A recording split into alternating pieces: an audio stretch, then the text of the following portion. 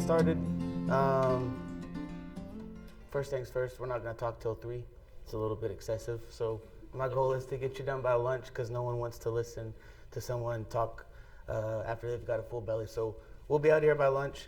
So yeah, my name is Luke Duckworth. We're going to talk about reproduction physiology of white-tailed deer. So we'll go from really the beginning to the end, cover everything in between that I think is relevant or that I would hope that you'd be able to take home today. And yeah, we'll go from there. This is a little loud, it seems like. So here's my contact information.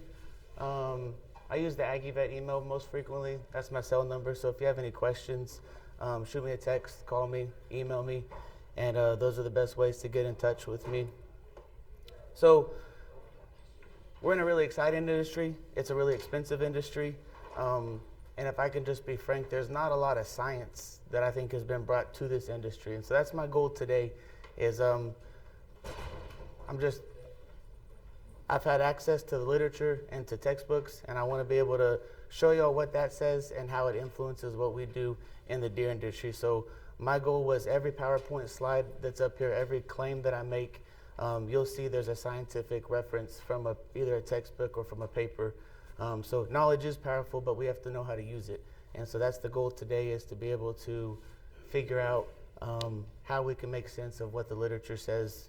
Most of it's researched in other species. That's where the money is for beef cattle, sheep and goats, but we can use that and then bring it into the deer industry. So I noticed that people are looking, some of these slides aren't in here.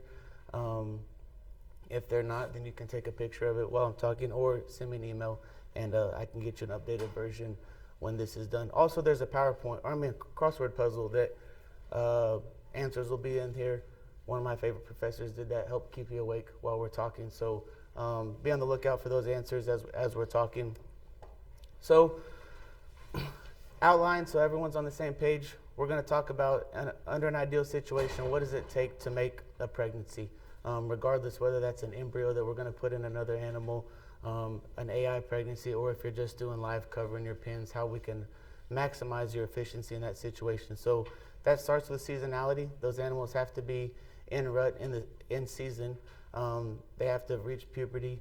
You have to have a fertile female, a fertile male, or good semen, and then we'll move into artificial insemination and conception and see what all of that looks like and how it ties together. Whenever I'm thinking about this, Dr. Stan always tells me, what is it like in nature? And so I always try to go back and think about how were things designed and supposed to be. And so I put this slide up here, Proverbs 27, because it shows you, know the condition of your flocks. And then it talks about the springtime. When hay is removed and new growth appears, then you have lambs and you have goats that can thrive on the pasture to make milk. So I use this to say it was designed that babies are born in the springtime. And so that's our starting point. And the springtime is when there's new forage, there's lush green grass, nutrients is abundant. And so it was designed for mamas to have their babies in the springtime because that's when the mamas have the most food to eat and take care of their young. So springtime is what I consider to be our starting time. And then this is just a cool painting. I don't know if you're familiar with the story of Jacob and Laban, but this is what I consider to be the first documented exercise of livestock breeding. So I don't know if you know the story. Jacob married Laban's daughter. He wanted to take her home. Laban said, you got to work for me for 7 years. He did that. He pulled the wife swap on him, gave him a second daughter, had to work another 7 years. Finally, Jacob was like, look, I need to get out of here. And he said, let me pick some sheep from your flock, and that'll be my payment. And so all of the sheep would come to the watering hole every day, and he would sit there and sift off the bigger ones and breed them. And that's how he made his payment over those 14 years was selective breeding of the most powerful animals in that flock. So let's talk about what has to happen, right? There's a bunch of things that have to happen from AI to birth. We're just going to cover the first 4 today.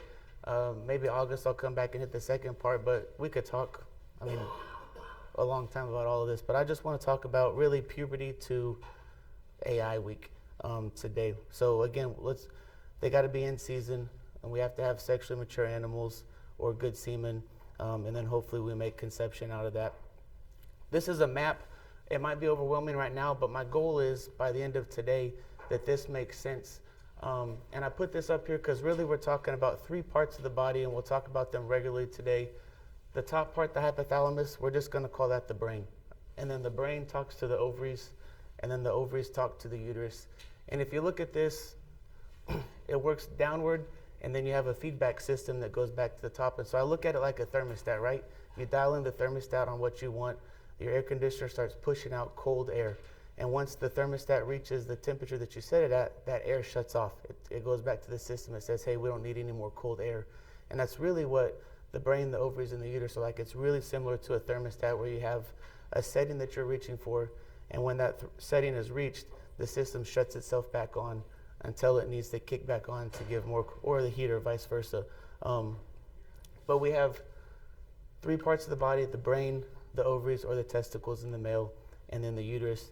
And really we're going to talk about just 4 hormones in depth: GnRH, FSH, and LH, and then progesterone on there. But you'll see this slide a bunch of times, so we can keep going over it. But I want that to make sense to you, because when we talk about puberty, especially like breeding fawns, it becomes more important. So here's just a list of those organs and the hormones that they're responsible for. So from the brain, we have GnRH. I don't know if you've ever heard of cisterellin, but that's what cisterellin is. And it causes the release of FSH and LH. So FSH stands for follicle stimulating hormone. It grows the follicles or the eggs that we're trying to utilize. LH matures those eggs and causes them to ovulate. And then the ovary, or the testicles in this port, have estrogen. And then we have the uterus. And so this slide will pop back up too.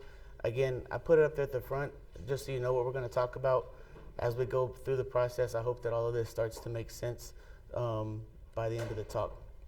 So this is a line graph of how all of the hormones interact with each other. And again, we'll be able to walk through this by the end of the day. But if you notice, there's only 4 hormones on here: progesterone, which is the yellow line; estrogen, which is the red line; LH, which is the yellow; and FSH, which I'm colorblind, but I think that's purple. If it's not, I'm sorry. So when we start AI season, we always put a cedar in a doe. And what that does is that puts us right here. Cedar is progesterone. And so by putting that cedar in that girl, it brings us all to that left box. And then when we pull the cedar, you can see how it starts that cascade. So when progesterone is high, these other hormones aren't allowed to be released.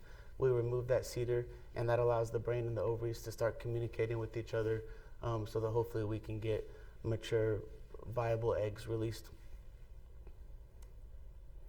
So we have to be in season, right? Remember, we talked about we want babies to be born in the spring, because that's when there's the most forage available for the mom. So if babies are going to be born in the spring, but our gestation is only 200 days long, there has to be some kind of mechanism that regulates that. And when we talk about seasonal breeders, that's all regulated by light. And light is the influence by melatonin. So I'm sure you've heard of melatonin. You can take it for hair growth, nail growth. It's a sleep aid. But melatonin is a hormone that is released at nighttime. So the nights start to get longer, or the days get shorter, however you want to phrase it. The rut starts, and that's all because melatonin is being released in higher and higher levels from the brain, which then unlocks fertility in the deer. If we're talking about mares, mare has almost a 1-year gestation. She's got to have her babies in the springtime, so she needs to breed in the spring. And so melatonin is actually the opposite.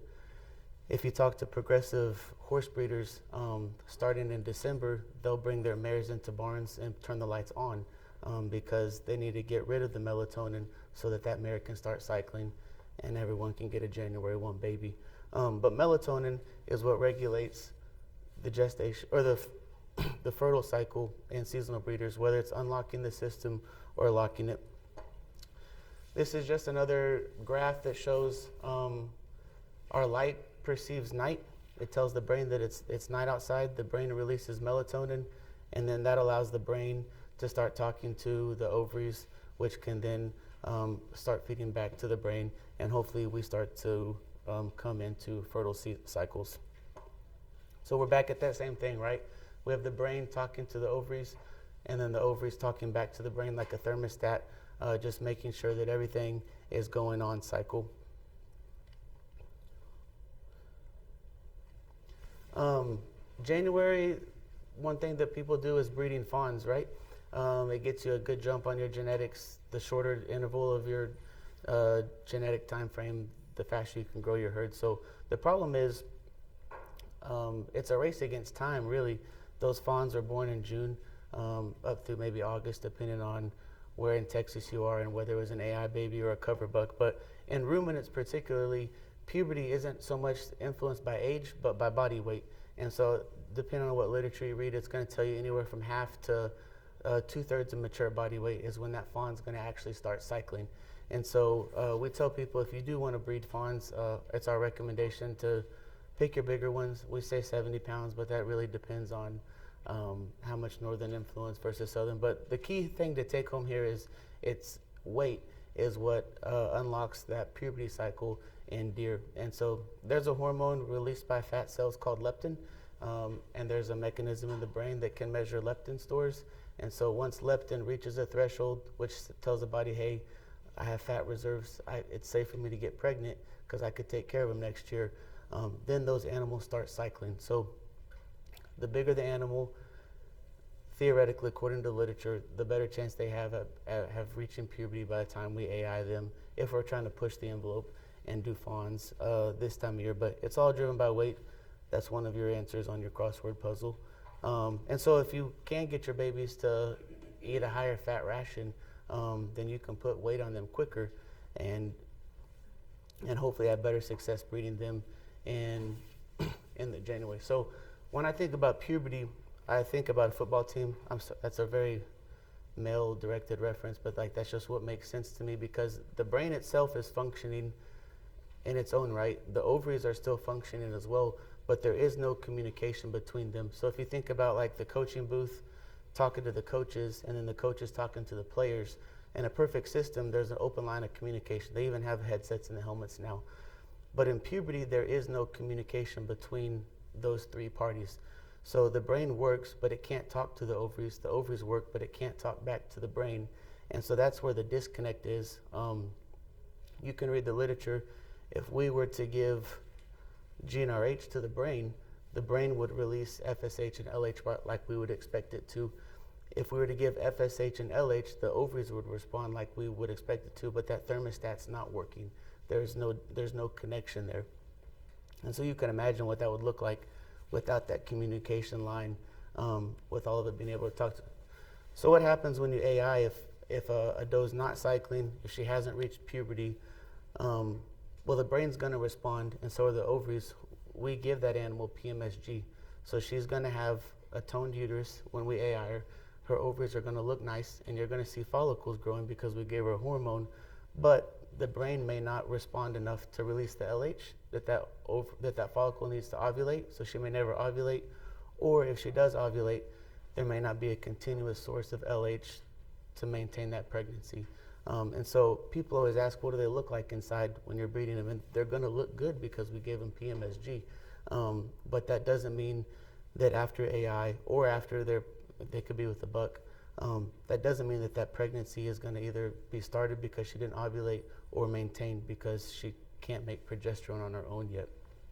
And so that's why I wanted to talk about that, is just because everything's working independently, but there's not that cohesive communication to keep things flowing like it should.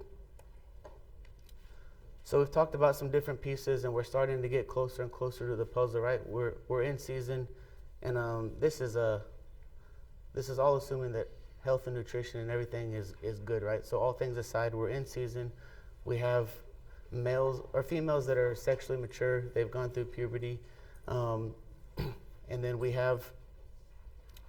given them hormones, or they're making it on their own, and so now we just need semen to complete the process.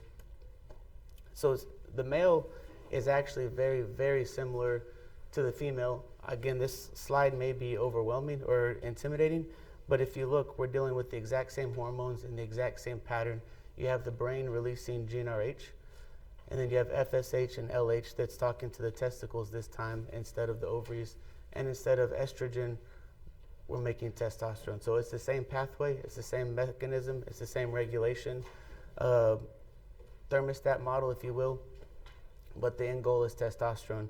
And if you think about the feedback mechanism, when there's elevated testosterone, the brain's going to shut off, right? So we talk about bodybuilders and we make jokes about them.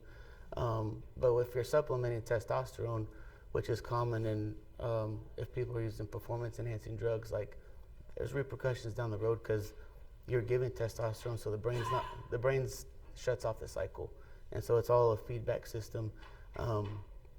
But it's all checks and balances. It's all positive and negative feedback. But I just put this up here and I highlighted the hormones so that you can see that the mechanism for males and females is almost identical. It's just that we have a different target organ in the testicles and a different hormone in testosterone. Spermatogenesis, or how sperm cells are made, is pretty fascinating. And I put this up there because this month particularly, we have failed more bucks. We failed more bucks for poor semen quality this month than we probably have like in the last 3 years combined. And I think that that's attributed to a really bad year of EHD, that we had drought and then a big rain. So spermatogenesis in any ruminant species is about a 60-day process. So from the time that immature sperm cell is called up in the testicles until we can either collect it in a glass or it's deposited in a doe at a live breeding is about a 60-day process. So I think about spermatogenesis like grade school. You can't speed up the process. So like if he's breeding a bunch or we're collecting a bunch, like it's still a 60-day process. The only thing we have control on is how fast the reservoirs are emptied, if that makes sense. And so, let's see if I have it on this slide. This slide's not in there, but I can get it too. So it's no, actually, I was looking for, this isn't the presenter view, but it's a 60-day cycle, right? So on day 1, 100 kids start kindergarten. And then tomorrow, those 100 kids are going to go to first grade, and 100 more kids are going to start kindergarten. And that process never changes, and it's 60 days no matter what. Let's say all of the seniors decide to go get tattoos one day. So those tattoos are going to be with them forever. They go to college, and I call college like our storage reservoirs for semen, right? That's what we actually have access to when the buck's breeding a doe or when we collect. It's a representative collection of a few different ages, but they're all pretty similar, right? 18 to 22 years old. Well, all of those seniors that got tattoos, they're now in college. If you were to deplete the whole college, like you would find a group of individuals that have those, and that's like my analogy for a fever. It's a 60-day process. If a buck gets a fever December 1st, and we collect it this month, like there's going to be a population of sperm cells that are abnormal because that buck had a fever, and those sperm cells that day were subject to it, and then eventually down the road we have the ability to collect them. So I say that because if we collect the buck and we fail him for morphology or abnormal sperm cells, that just says that at some point in the last 60 days, like that buck was sick or something happened to cause stress to the testicles. It doesn't mean that he was infertile yesterday. It doesn't mean that he's going to be infertile tomorrow. But if those, depending on how long of a time period he was sick, can show you how long he might be fertile or infertile. But that's just what I wanted to illustrate is it's a systematic process. We can't speed it up or slow it down. But we do have storage reservoirs for semen, and that's what we have access to. So I think about it like a pool, right? We just have a slow, steady stream day in, day out. We're filling up those reserves. And then sometimes the pool breaks, right? And he breeds a doe or we get to collect them. And that's where we have control. And so depending on your management system, ideally you pull a buck off of does a couple of days before he's collected to allow time for those storage reservoirs to build up, and then hopefully get a more voluminous collection. It only takes a couple sperm cells in reality, it takes one to fertilize an egg. By the time the buck breeds a doe, it's only 100 or 1,000 that are probably there. So he can breed multiple doe in a day or a short period of time. But if we're trying to get our bang for a buck on a semen collection, the only thing we can control is the time since he last bred something.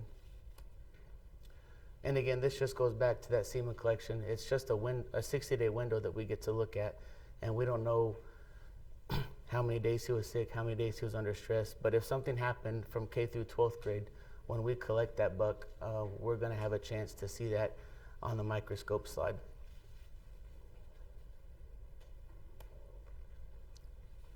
So we'll talk a little bit about semen collection.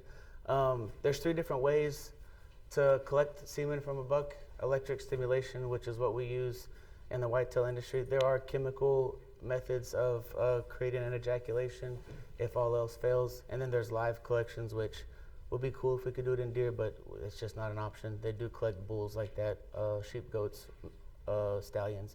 But for us, we use electric stimulation. So that electric stimulation stimulates the ampules and the prostate, and that's how we get our collection.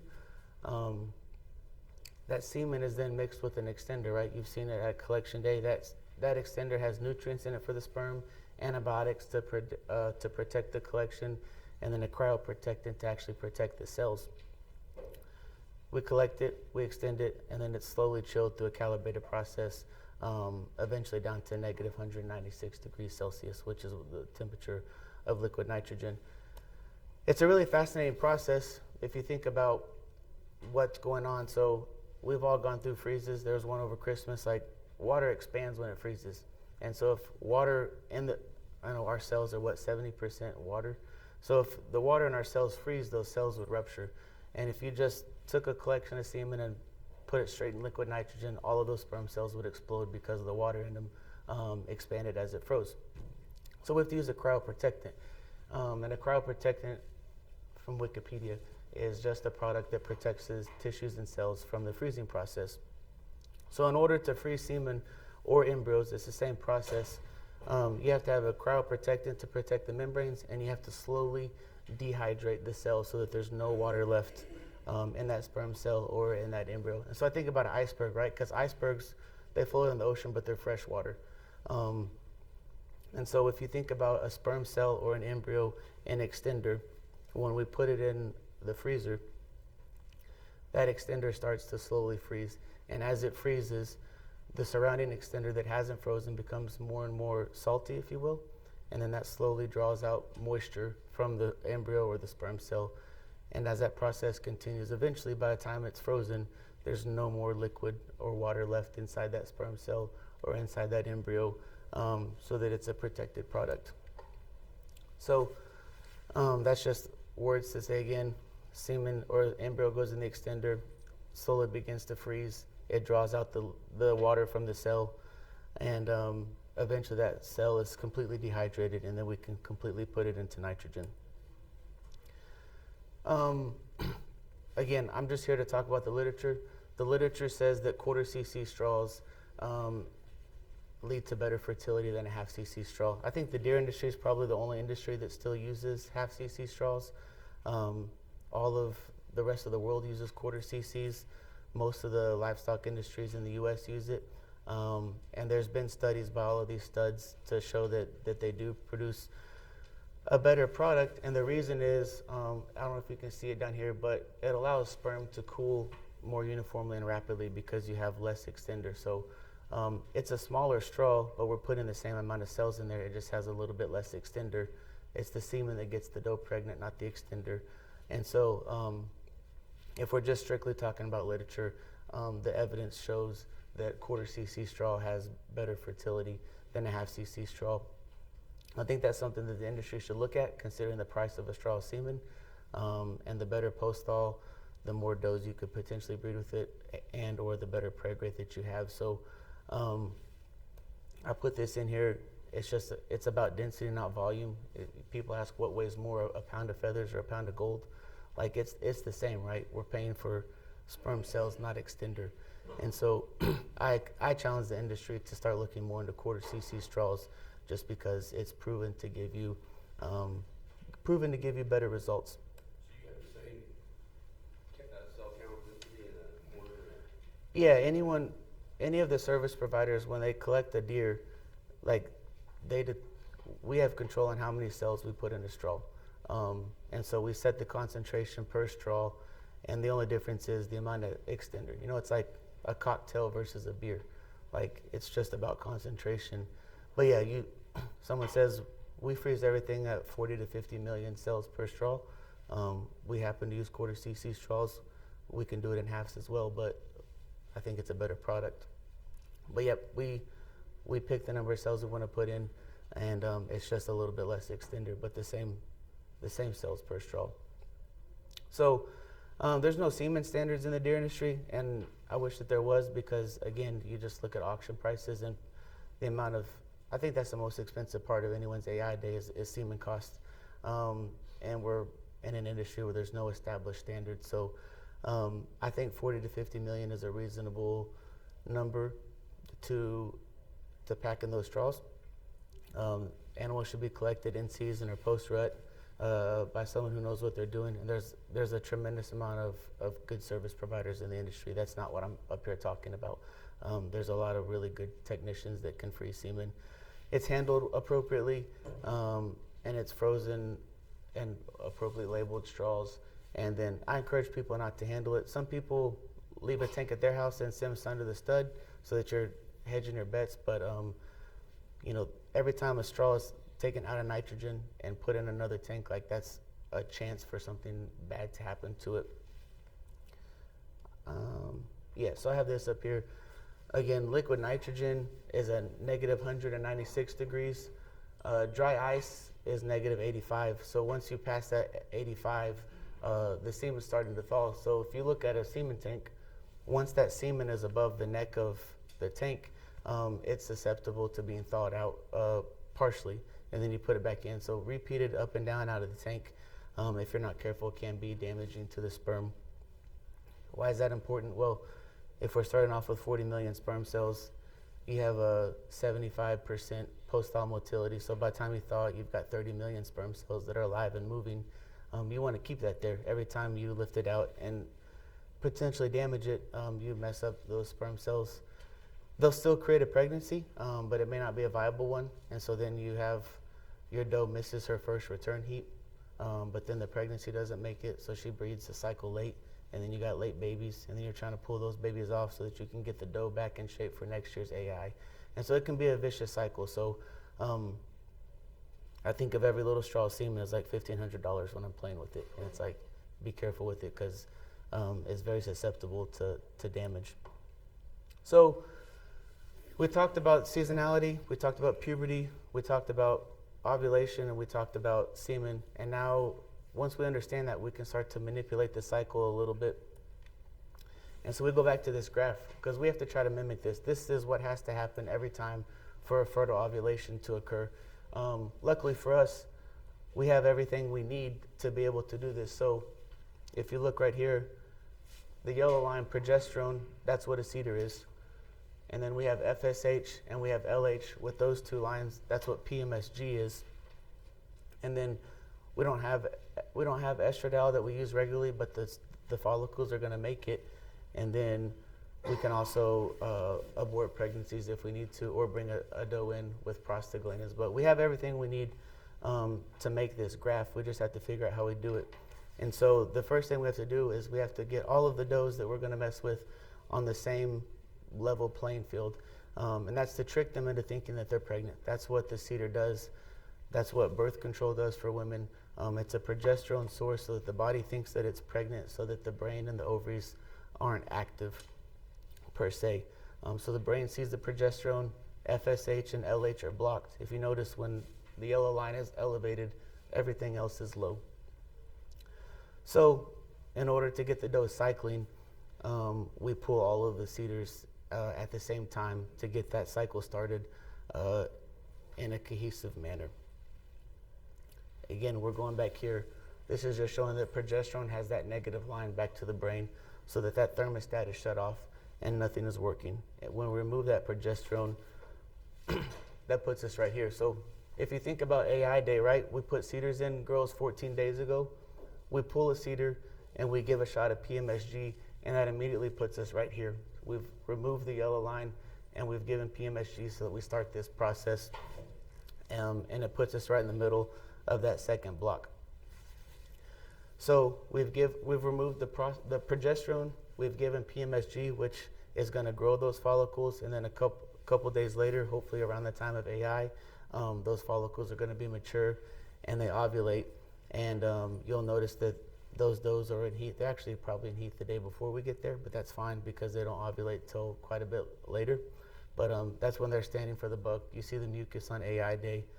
But it all starts by getting everyone together In the left box, we pull the cedar and we give the PMSG, which puts us right there where those lines intersect.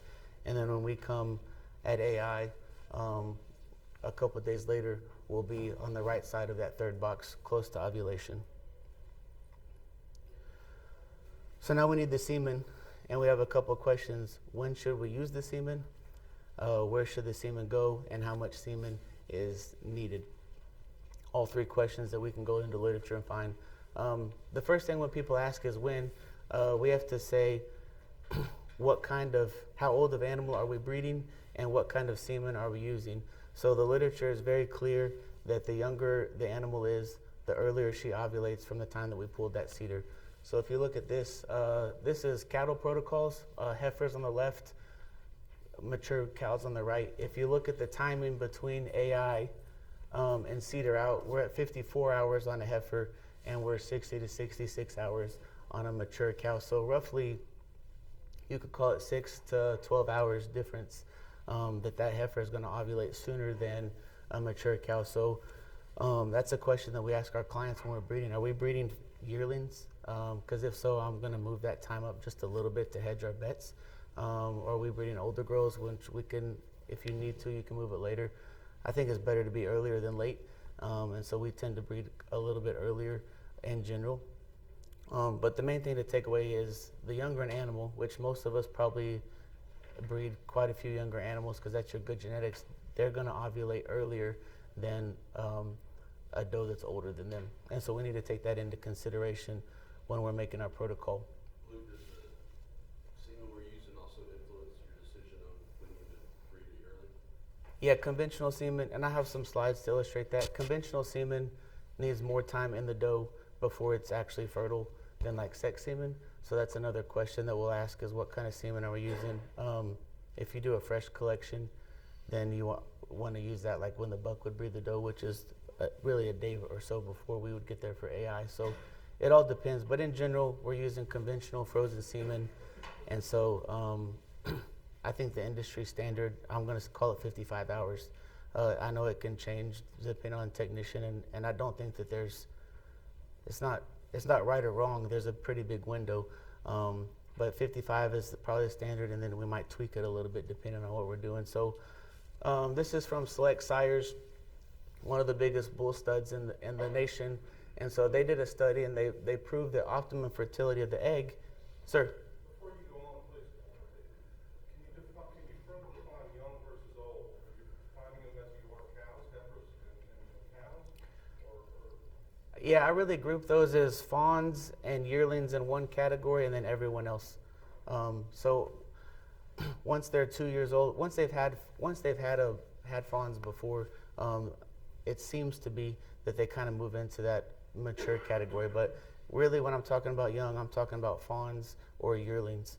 And I think you'll see it if whoever's breeding your deer, if they're making notes on ovaries, the younger the animal, you'll see that you notice more ovulations at the time of AI than on the older girls. So, but yeah, to answer your question, fawns and yearlings, and then everybody else is kind of the distinction that I make in my head. So, Select Sires did a study, and they proved that the egg itself has peak fertility. Again, this is beef cattle, but I think it's probably similar for all ruminant species. Peak fertility is 6 to 12 hours after ovulation. So if we think that the deer ovulate somewhere between 55 and 60 hours after cedar pull, and that's based on observations through a laparoscope, peak fertility of that egg is going to be 66 to 72 hours after we pull a cedar, or roughly 6 to 12 hours after AI, if that makes sense. So we talk about timing. We've talked about the female side. Sex semen is something that we also need to consider. Again, this is bovine literature, but it shows why we do it in the deer as well. We're about 6 to 8 hours behind on a sex semen AI in the cattle compared to a normal AI, and I think that probably follows suit when we're talking about whitetails. Again, I'm not talking about however people, but I think the industry average for sex semen AI is probably around 58 to 60 hours compared to that earlier 55 hours. And that's because the semen that comes back from sexing technology is already more capacitated than conventional semen. Luke, if you're using it fresh collected, how much longer is that window go? Fresh, like non-sexed. Yeah. So it depends. Capacitation. I'll answer it with capacitation is a process that the sperm cell has to go through in the female reproductive tract before it can fertilize an egg. So that process starts in the extender. So it gets confusing. If you collect a buck and you allow that semen to chill down to what I call refrigerator temperature, it's about a 4 or 5 hour process. Once that semen is chilled, as far as capacitation goes, it has the same time in the dough track that frozen semen would need. So I treat it like frozen semen, but it's going to live a lot longer, if that makes sense. If you were going to collect an ejaculation right now and put it straight into doughs, then you're going to move your AI up like 24 hours because those dough were actually in heat the day before we get there. But the literature will tell you that most ruminants don't ovulate till 24 or 30 hours after the start of heat. So I don't know if that makes sense, but it depends on capacitation is the regulation factor. And this study shows that once a sperm cell gets into a female, it still needs about 8 hours before it's able to fertilize an egg. So again, if you think about, we breed a doe at 55 hours. At 8 hours is when those sperm cells are first starting to become fertile. Now we're at 63 hours, which is starting to get to that peak range of the fertile period of that egg. I don't know if that makes sense, but it's we're trying to line everything up so that the sperm is fertile and the egg is fertile at the same time. And both of those happen a little bit after the AI process. This is just another illustration. It's very small up there, I apologize. But again, this just shows that sex semen is a delayed process, and when we AI, and it's because of this. If you look at right here in the middle of the graph, on conventional semen, 8 hours, we're just starting to pick up like appreciable amount of fertile sperm, versus 6 hours and sex semen, we're already at half of the sperm cells ready to fertilize. So we push everything back because that sperm is more mature and ready to fertilize at a sooner moment.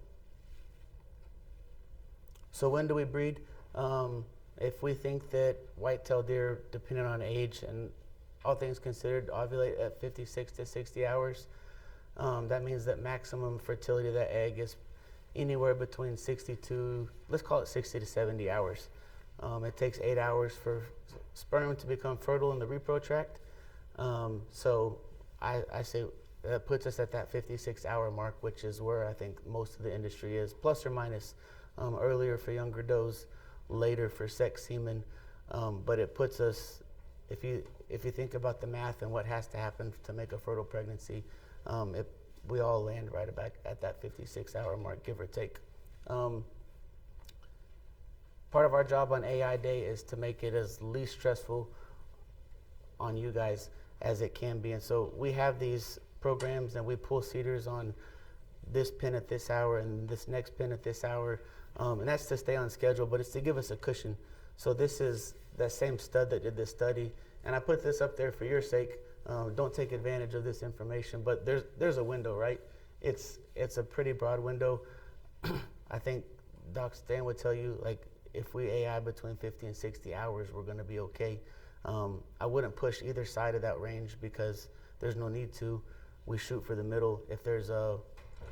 If I have a flat tire coming and I'm an hour late, or if you can't get a pin of deer into the barn, like there's a window, but we shoot for the middle to hedge our bets, to give us a cushion.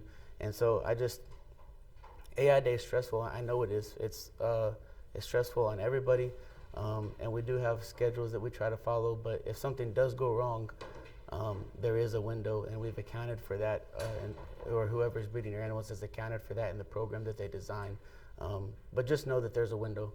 If there wasn't a window, it would be engineering. Like if everything was predictable, but it's not. So I guess we call it veterinary medicine. But so Yeah, that's I think that's my last. No, we got a little more. Sorry. Go ahead. Your first one? All right, there you go. Your champion straw right there. Um, so the last question was, where do we put the semen and how much? Again, I go back to, I'm not talking, I just go back to what the literature said. Literature says that in ruminants, it's actually the uterus that disperses the semen. So if you think about a buck, when he breeds a doe in the wild, he ejaculates in the vagina, and then that semen has to make its way through the cervix, through microscopic fluid channels, and then it's dispersed throughout the uterus. So he doesn't even ejaculate in the uterus. He actually ejaculates in the vagina, and then it's up to nature to get the sperm cells to the oviduct later. So if you think about how little that sperm cell is and how long that, it looks small when we handle it, but compare that to a sperm cell, that's a significant distance. So the female track is actually propelling the sperm where it needs to go until it gets to the egg. So knowing that, the literature says that only one side is necessary for insemination. So I don't think it's wrong to inseminate both sides. I think that there might be an increased risk if you don't get a good stick on the second side, then you may have wasted some semen. But if you think about what happens in the wild, the buck doesn't even breed the doe in the uterus. He breeds it 2 organs behind that. So one side insemination is what's necessary. Again, I'm not talking about right or wrong. I'm just talking about the literature. I think that there's less risk in just poking one side. It's going to get to both sides evenly in a matter of minutes. And so, but that's, when we do lap AI, we're putting the semen right in the uterus. When you do transcervical, you're actually going in the cervix. We can't really pass the cervix in a deer, but that's where the semen goes. And then, I don't have the slide about how much. Sexing technology puts 4 million live sperm cells in their fresh semen straw, so, and you get decent conception of that. So that shows you how little you can go. It also shows you how aggressive you could potentially go on splitting straws, because if we talked about, we're just talking about math. You put 40 million sperm cells in a straw, you thought it has 75% post-op motility. That gives you 30 million live sperm. If we know that we can make a pregnancy with 4 million sperm cells from a fresh sex semen straw, technically that's like 7 AIs from 30 million, if you think about it. And again, there's no reason to be over-aggressive, but if you just think about the math, think about the literature, it shows you how aggressive you could be when you're deciding how far you can push a straw of semen. And that's proven because of the research that ST's done and knowing that we can get pregnancies out of a 4 million cell straw. So we've done everything right. That sperm is fertilized in the oviduct or the fallopian tube.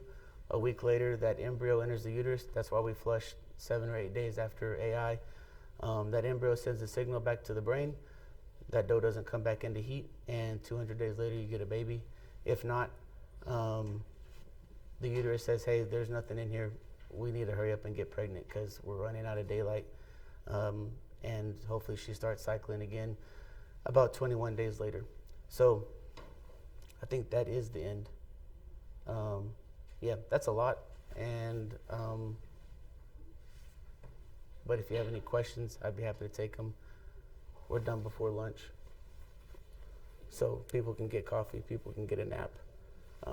We can do whatever. But yeah, if you need these slides, email me because I know that I added some more in. If you have questions about anything, again, I'm not up here to talk about right or wrong.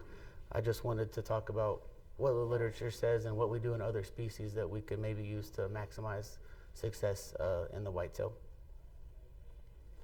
I want to go back to your discussion with grouping your females as far as fawns and yearlings to your older adults. And like you mentioned, there's plenty of other doctors and vets that are doing repro stuff. As of right now, is everybody pretty much on the same board as far as breeding the younger ones sooner? Because if not, I know everyone has their own breeding plan as far as how they want to organize their breeding groups according to cover buck or for post AI. Oh. So I would say, assuming, or not assuming, but going along with your thought process on breeding them sooner, you're going to have to keep all of these girls whoever vet that you're using is not in line with that, what can you do to discuss that? I'm not saying No, sure. specifically, but like just as an example, if he says, no, I haven't felt the need to do this, but you say, well, I would like to try it this year. How can we have that conversation? So yes, that's a great question. So when I'm building my schedule for the fall, and I'm figuring out how many pins we're breeding for someone, I ask ages, and then depending on how their pins are arranged, usually the simplest thing is pull cedars on your young girl, like your young pin last, and then breed those first. So that way you're not on cedar out, like there's still good flow through the barn, like you pull everyone in order by pin, but then you might put your younger girl, the pins of younger girls at the end of cedar pool, but then start with those if that makes sense. And so if you're breeding 4 pins, and you pull that pin of your yearlings last, and then you breed her first, that you've shaved off that 4 hours. So we're, instead of breeding between 55 and 60, you're closer to like, we breed most of our deer around 53 hours, and that catches everything up front. But yeah, if whoever you're working with, if that's something you wanted to try, the easiest way to do that without messing up flow, pull cedars on your young girls last, and then breed them first, and that'll keep flow good on cedar out and on AI day. I like to breed the young girls first anyways. On AI day, depending on how your pins are arranged, some people will bring them in pin by pin and knock them straight down. Some people bring everything into the barn and then knock them down after they've all been in the barn. And those young girls, like small uterus, small body, big bladder. And so like the longer they're in the barn, the more their bladder will retain, excuse me, the bigger their bladder will get, and then it's harder to see the uterus. So I like to get the young girls out of the way first anyways. Again, you're starting to like, I don't want people to think that if they have been doing that, they're doing it wrong. But I think if you do look, if you're breeding closer to that 60-hour mark, 57, 58, like if you put it out on a spreadsheet, I would expect you to see a slightly lower preg rate in your younger animals compared to your older ones. If you pick up a couple more pregnancies like that, it could be a big deal. So the concept that we could get away with as few as 4 million sperm cells could have a major impact on our breeding strategy, right? Mm-hmm.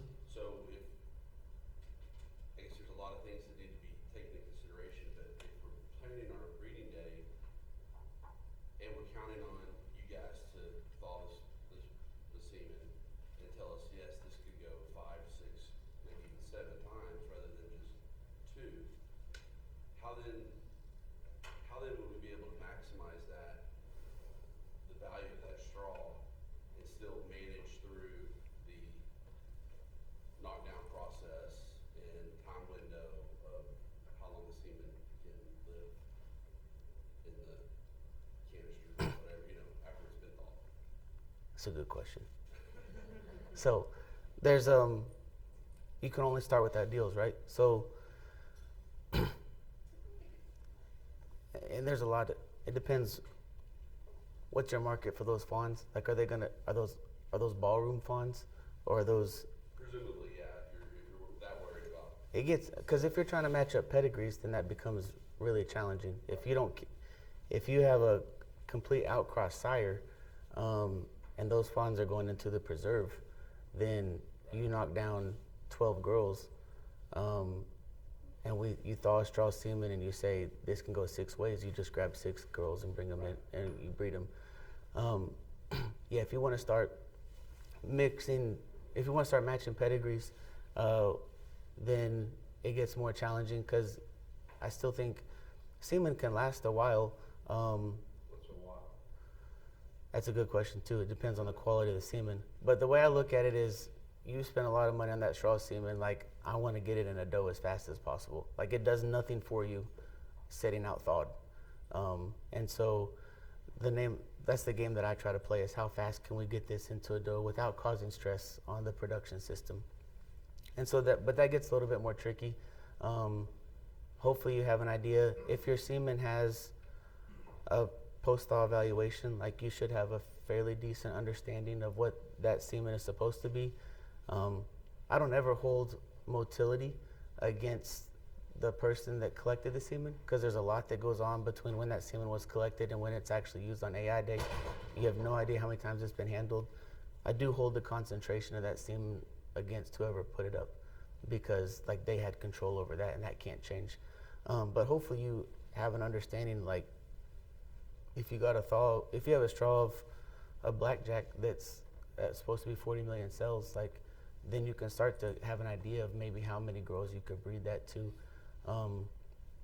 And so it depends on what your fawns are going to be, but ideally you'd be able to quickly bring enough girls to fill that straw as possible.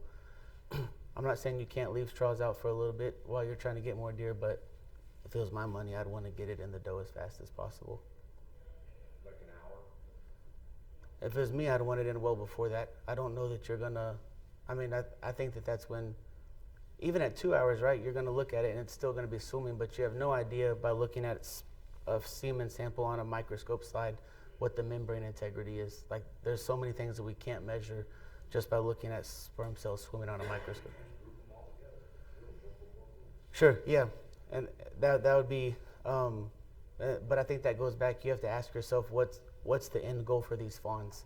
Like, are they going to be shot someday in a pasture, or are they going to make shooter bucks as a female, or are you trying to match up pedigrees so that you can read out a nice sire stack in an auction catalog?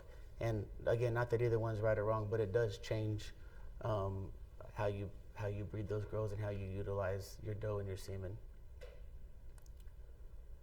In Amish country, they use the outcross every year. Again, it's a different market, but it was a fascinating. They use an outcross so that buck can be bred to any doe on the farm. You thaw a straw semen. They say, how many ways can you split it? Stan says 6 ways. They bring you 6 girls, and then again, it's a different market. It's a different game, but that's how you can see how you could use.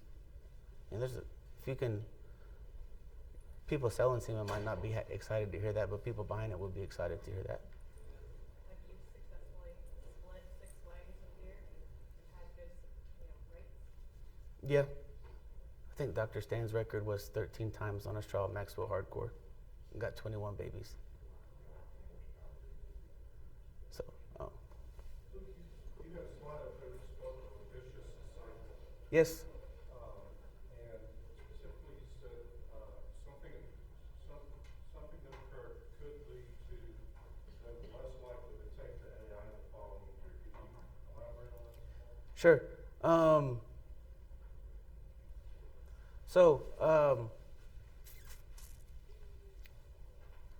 A doe has to be coming in. She has to be on a positive plane of energy to have a reasonable chance at success at AI.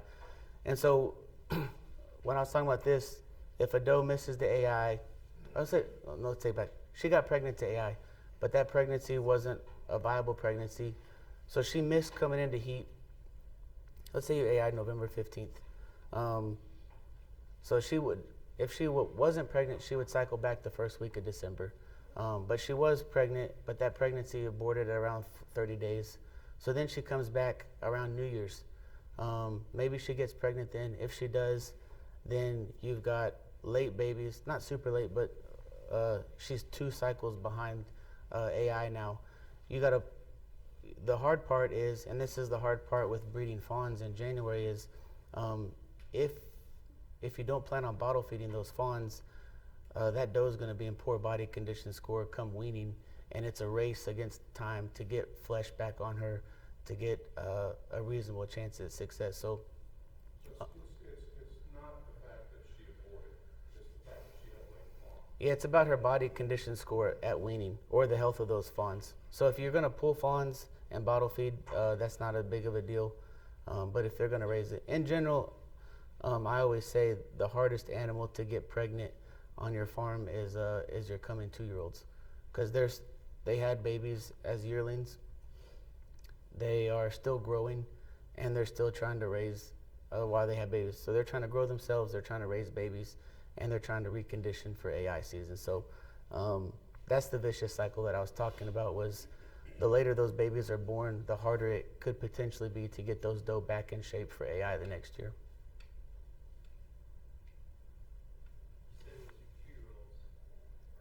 Mhm. Would that be your 2-year-olds that did not get pregnant their birth at 1.5, so they're coming 2.5 months giving birth? Would that be the hardest ones? No, it'd be your yearlings that got pregnant as a yearling. So they'll be coming twos, as long as they had a baby, as long as they had babies already. So if they had a baby, but the baby didn't make it, they should be. Yeah, then they should be fine because they didn't lose all that energy raising fawns. Uh, 13 is an asterisk though. That's not a. It was an example, but in general, I mean, you could. In general, you should, and not.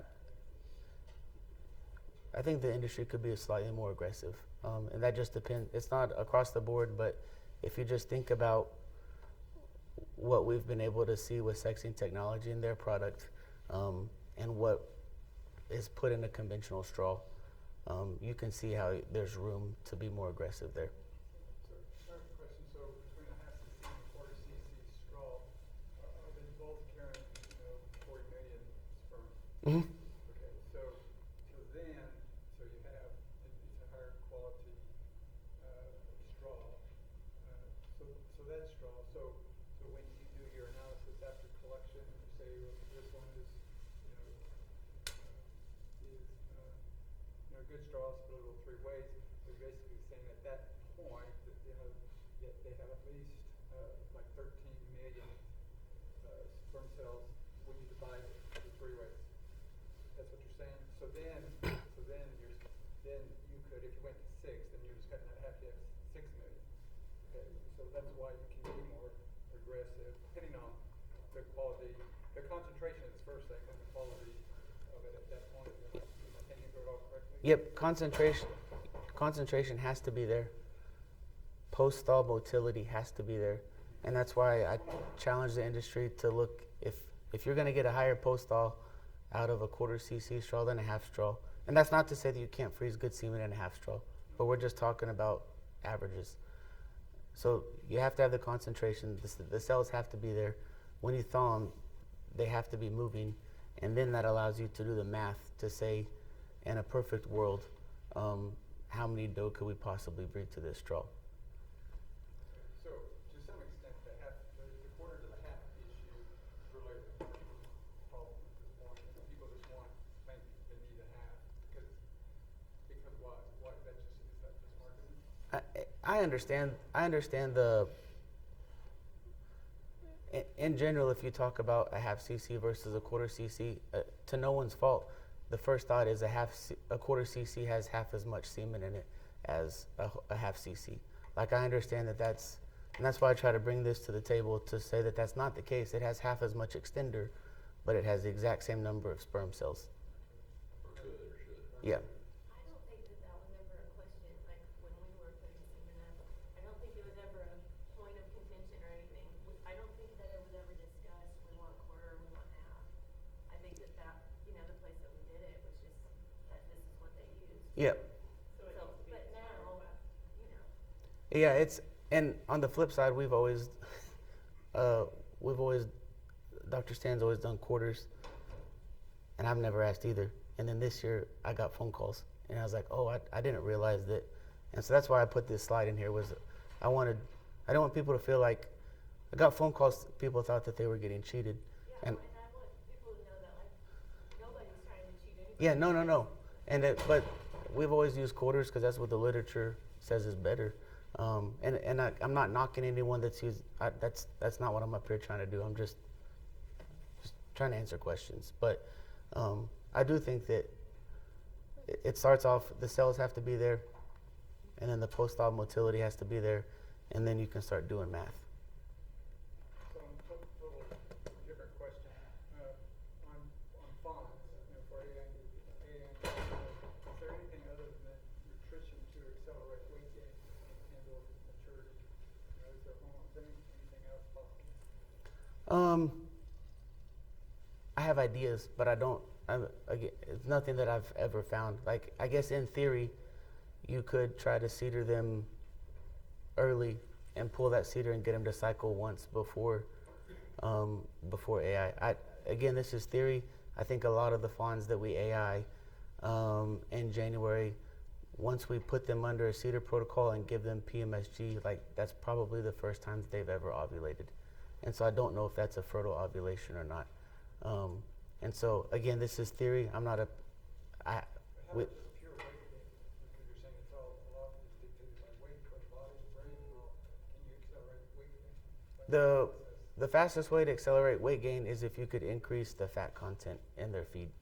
So like a BC Elite, there's some show feed like bypass fat, which goes straight to the small intestines to be absorbed. Like a lot of show people use it in their calves. You can put that in your fawn feed. Fawns are nice because they're just now learning how to eat. So like I think that they are less picky than a mature deer. So if you can get a fat supplement into them safely, I wouldn't go over 6 or 8%. But if you can get fat into them safely and in a controlled manner early, then that's going to be your best bet to put weight on them. Luke, what's the youngest, or how old do you want them to be before you do the initial semen draw? And about how many years, can you do that and expect to get viable semen? It's kind of like fawns. I mean, you really can't fit the probe. A yearling, like a coming, I guess it'd be a 1.5, but like a yearling buck is the earliest that I've ever collected a buck. Theoretically, just like some fawns in January, like there'd be bucks. I'm sure people have left buck fawns in too late with doe fawns. Like you'll get some surprise pregnancies. So like they'll cycle in January, but to reliably get semen, it would be October or November when they're a 1.5 years old. And then how many years could you expect to draw semen on a buck and expect to get a good draw? I mean, until he can't walk. As long as he's, when the older they get, and you do see a decrease in semen quality as age progresses. But usually it's because they've just, if they're injured, if they're in poor health, if they're getting older, losing weight, then you start to see that in your semen quality. But I don't know who the oldest buck. Dos Ancho was still 14 or so, like at his last collection. So as long as they're able to still be in the pens, you can get a good collection on them. Have you had supplemental, are you a fan of any type of supplement for semen, for bucks you plan on collecting? Yeah, that's a good question too. So if we go back to what unlocks, we're wasting time. Most of the time in the deer, we're wasting time. So we talk about this slide. You put semen, you sell a lot of semen on Facebook, Wild Deer and Velvet. You got a list of pre-sold semen before AI. And so about the time that we get home from DBC in August, I'll have clients put melatonin implants in the bucks that they want to collect early. So put melatonin implants in those deer 1st of September, and you get nice collections middle of October. And so versus they'd probably just be starting, you still get a collection in mid-October, but they're just coming in at that point without help. But you can put melatonin in those deer and get good collections middle of October with that. Luke, I think I saw in one of your slides between the quarter and half cc straws that half cc straws having more than in it. Can you handle more frequently? Is there any advantage using half cc straw in order to protect the semen while it's frozen? So the smaller straw is more susceptible to temperature damage. So yeah, that's probably the biggest downside to a 1/4 cc straw is if it's handled appropriately, not an issue. If it's mishandled, you do probably have a little bit more of a margin of safety on the half cc straw. Is that the only advantage that you see? From a scientific standpoint, I think so. Would the extender in a half cc make it safer if you had to leave it out between does or no? It probably depends on how the person breeding your deer does their dilution. So when we have a 1/4 cc straw or a 1/2 cc, like we thaw it out, and because of the guns that we use for I then add it, or Dr. Stan then adds extender. So we add extender after we thaw the straw, depending on how many does we're going to breed, so that to keep everything. So it basically, yeah. That was my concern with it, like, you would have to use it pretty much immediately. if Sure. you didn't, right? Yes, ma'am. But we dilute after we thaw it, so that every doe, every portion is the same size after we thaw it, so to combat that. Is that standard procedure to add extender to it, or is that just for all specifically? I think it depends on there's multiple AI guns that are used, and it depends on the AI gun that your service provider is using.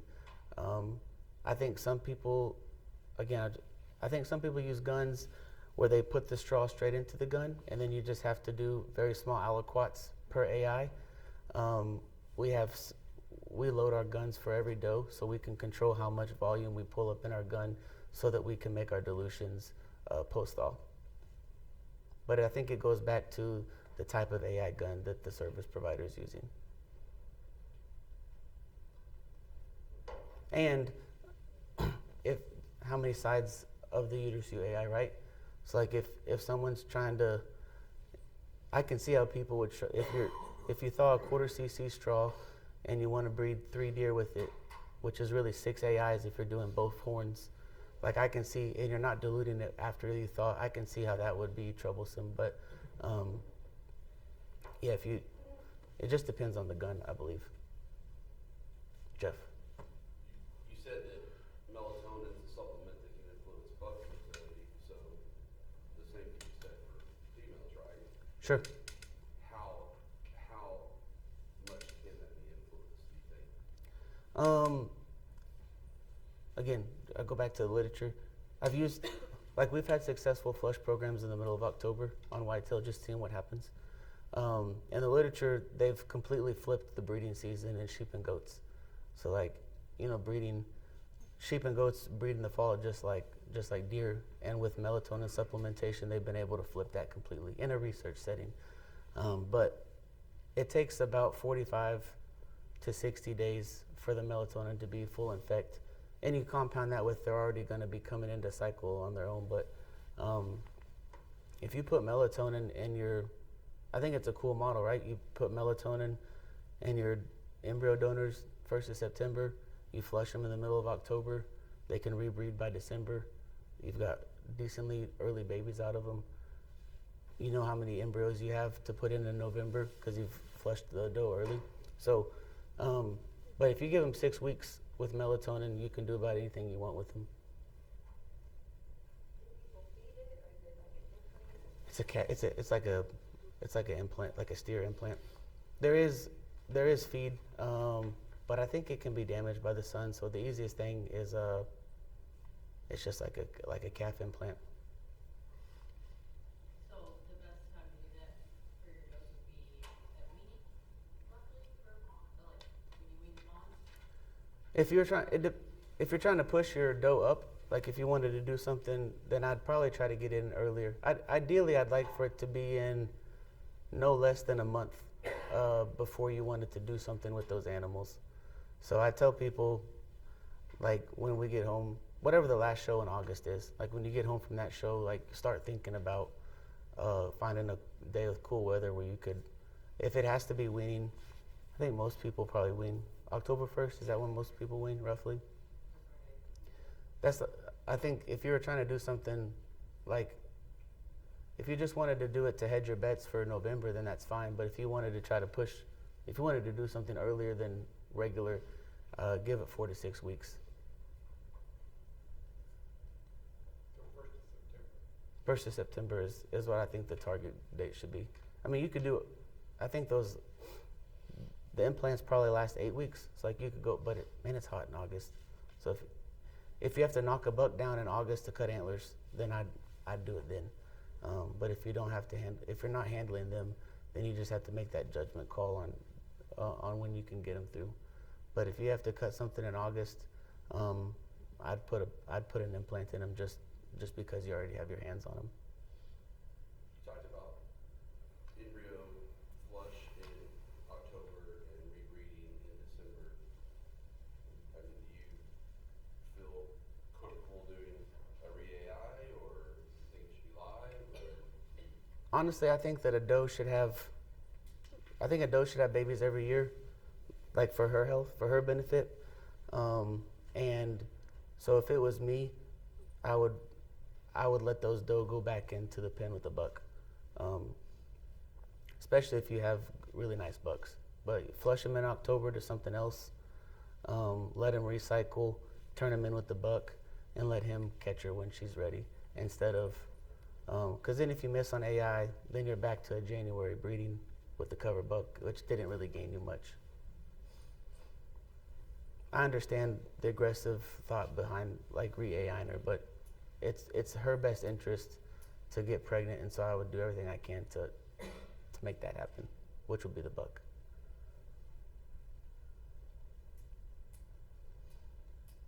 You talked about a double seeder process. What's the That was me just talking out. But I don't know if you could jump. You go back to the coaching booth, right? Like in a fawn, you don't have that connection, that communication. I don't know if you can force an ovulation, if you can hasten that communication process so that everything is working together. Do you think you can, Doc? What was the question? If you got a fawn to ovulate, if you forced an ovulation on a fawn in December, do you think she'd have a better chance at getting pregnant in a January AI? Yes, absolutely. What he said. So when would you do it? 30 days before you would normally put a seeder in? Yeah, but then I mean, if I'm being honest, like, what are you gaining from that? Like, you're having to handle them 2 more times, so like, there's a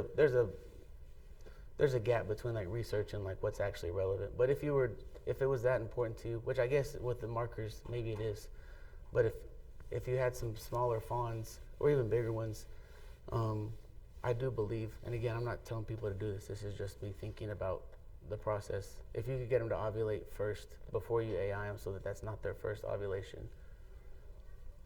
And do you mean that of their life or of the year? Well, in that case, it'd be the same.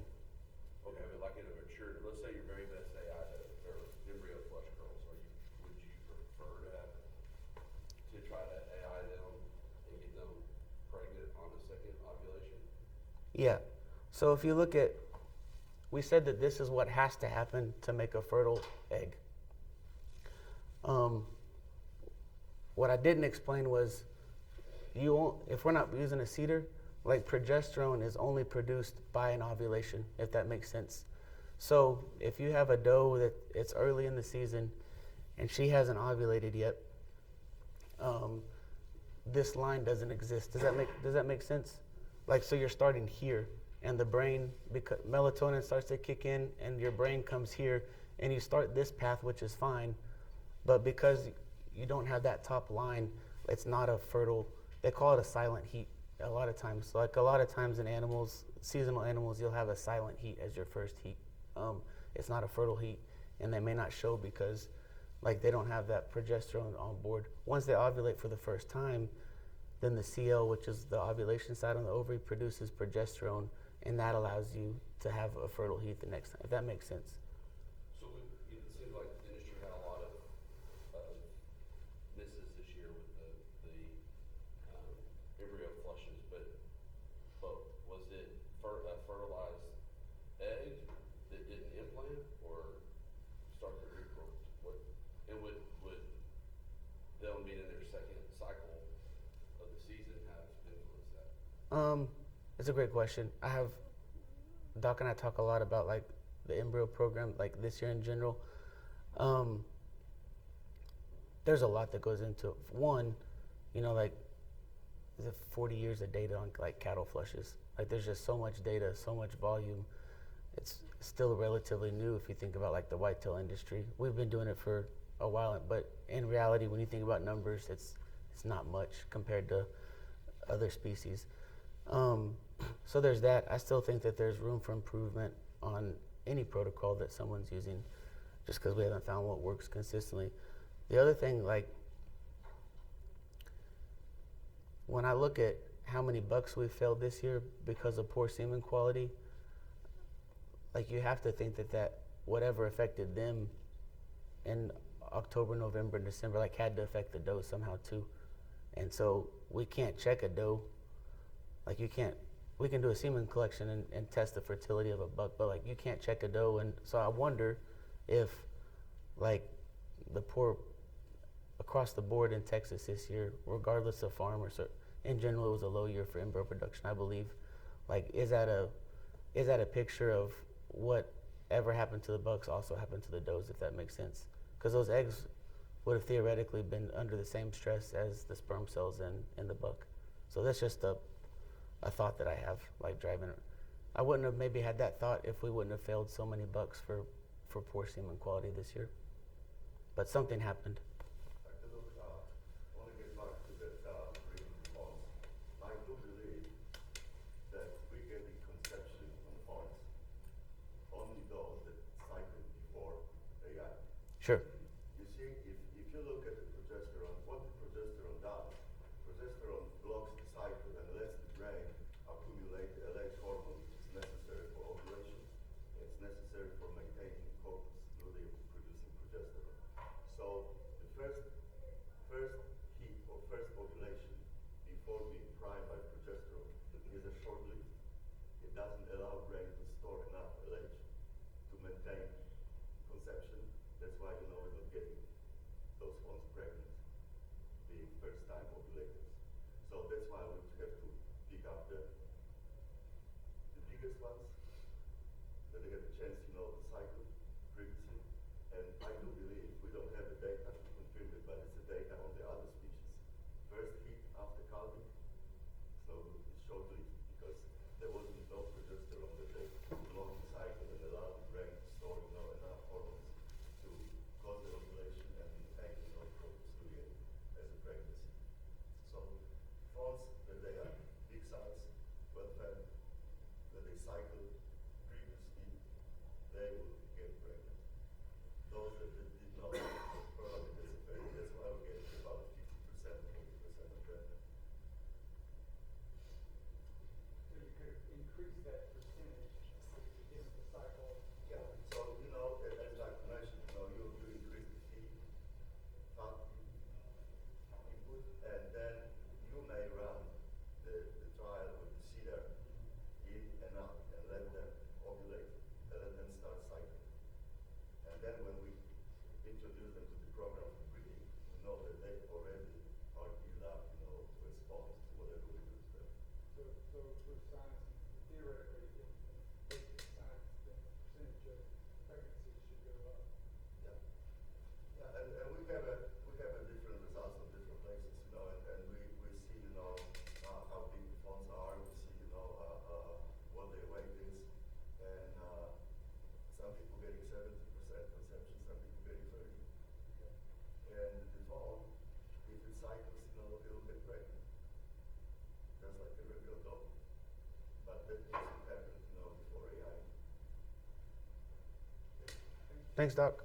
Summer? So, with that being said, higher weight fawns, in theory, leads to higher fertility. Is there a fine line, like, I know with adult animals, you can get them too fat where the fertility goes down? Is that not apply to fawns because they're still growing? Or I think, yes. can you get a fawn too fat, I guess, is my question? It would be hard, I would think. I've never seen one. But they're still growing, so they're going to be able to utilize those nutrients. They're still putting on bone and muscle, so I think it would be challenging.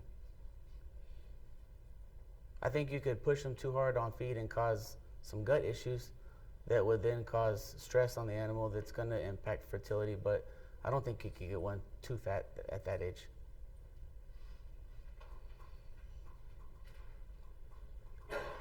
Any other?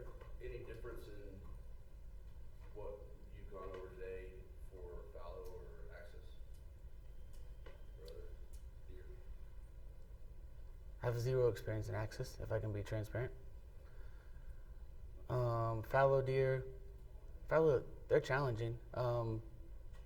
They ovulate later, so it's like a 65 to 70 hour AI post-seeder. They only have singles.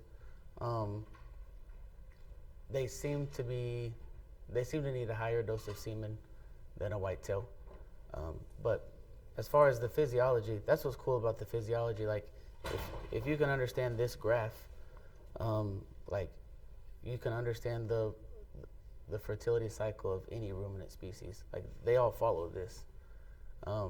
There might be some nuances about how soon they ovulate after cedar out and stuff like that, but like, if you just understand like these 4 hormones on this graph, like, you can apply it to any ruminant species. I think the biggest thing with fallow is people overfeed them. Is what? I think the biggest thing with the fallow industry is that we overfeed them as an industry. Not everyone, but like, if you're I'm being real. I think people feed, in general, I think people that own whitetail and fallow on the same farm feed their fallow like they feed their whitetail, and I don't think that that's appropriate.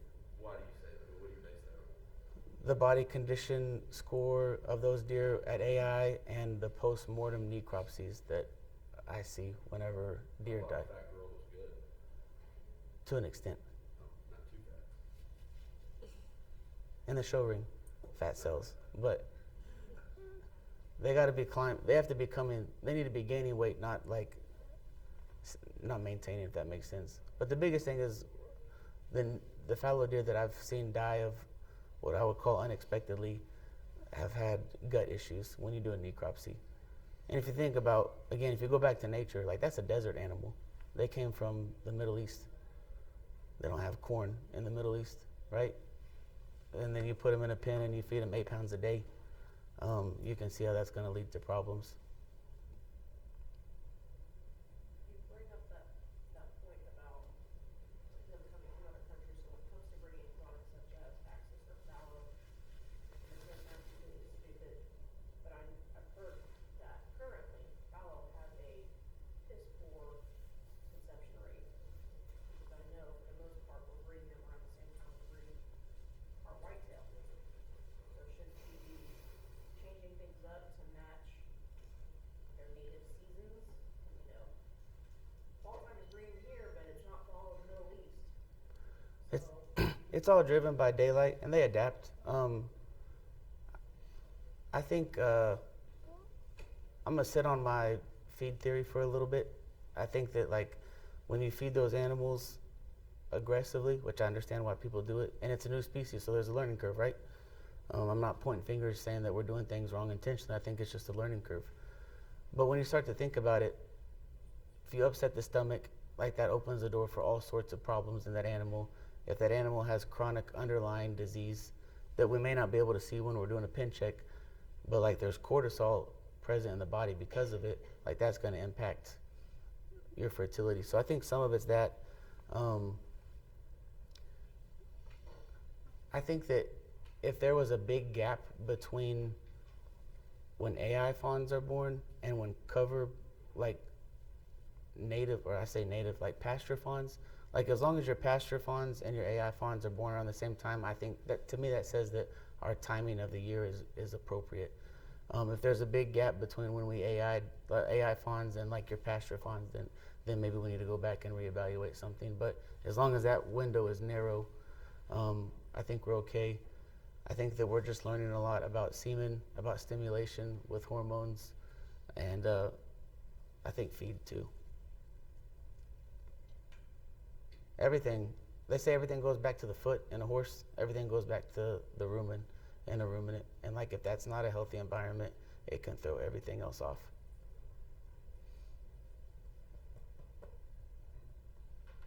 You remember Dr. Lobo used to say, the healthy rumen, healthy deer. Healthy rumen, healthy deer.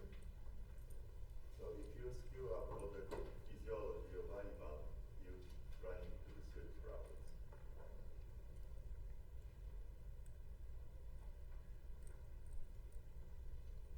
I've heard people talk about resting the doe between embryo flushing and years for embryo flushing. Is that if they were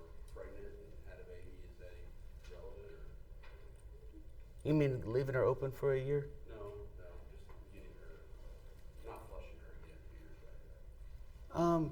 As long as she had a baby the year before, my goal is just that it's best for her physiologically to have a baby every year, which is best for you because that means she's gonna have a longer reproductive life. So if you flushed her 1 year and she didn't rebreed, then my goal next year would just be to make sure that she was pregnant. Maybe not that she was a donor, if that makes sense.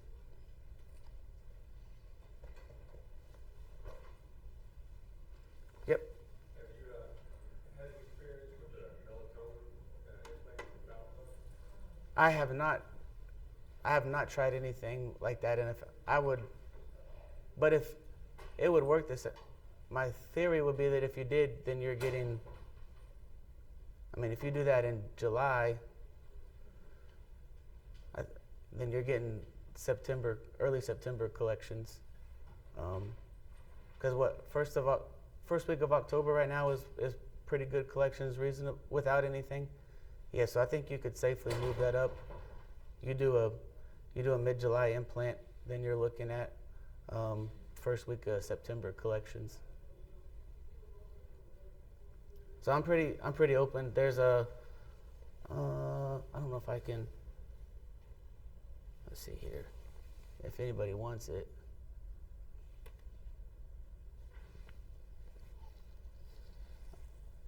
I was going to show you the website that I order all the melatonin from.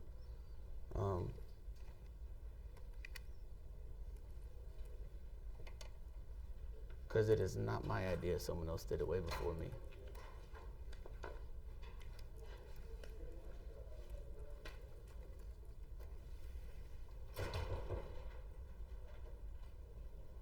So this is the website that I use, melatoninimplants.us.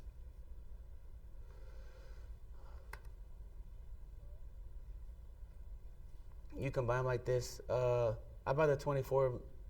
I buy the 24s, and one per animal is safe.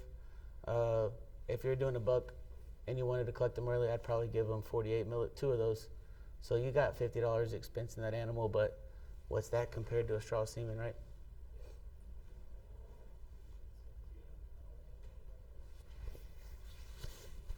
They come in this little bitty, I think you can even use a microchip applicator, but it comes in a little bitty gun that looks like a microchip gun.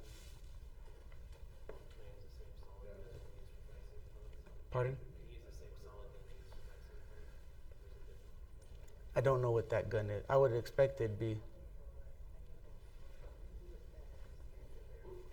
Where do you put that?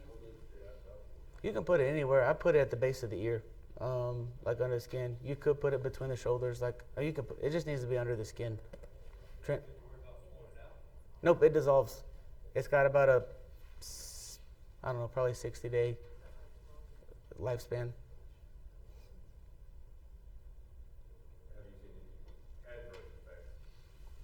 Other than you have a risk of handling that deer earlier than you would. So that's the only adverse effect that I've seen is that you have to, if you're not already going to handle that animal, you got to handle them to put that in. And we tried. There's a liquid melatonin that you can put in the water. We did that at Jeff's this year. I don't know. I didn't see enough difference between that and the implants to know. But there are food grade but then you just need to make sure that they eat it quickly because it's UV sensitive. So like daily feeding? Yeah. So they've done that. If you look at the papers. So again, we go back to nature.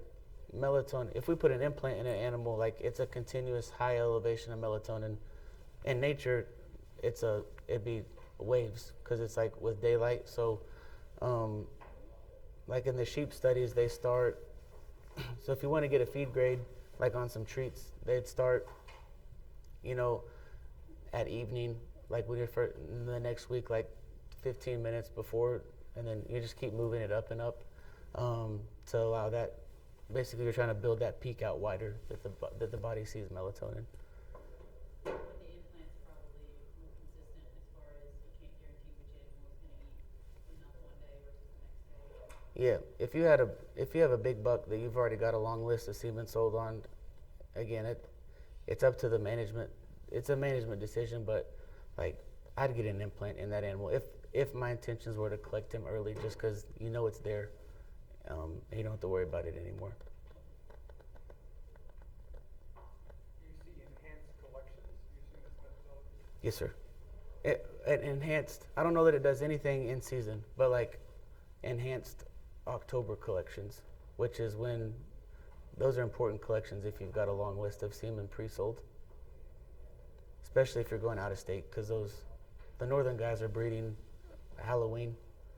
So if if you've got semen going north, then that October collection is really important.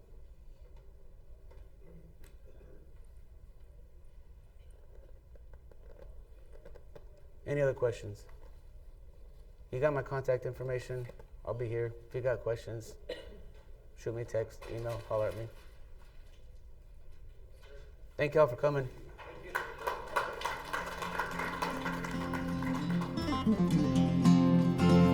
Thank you.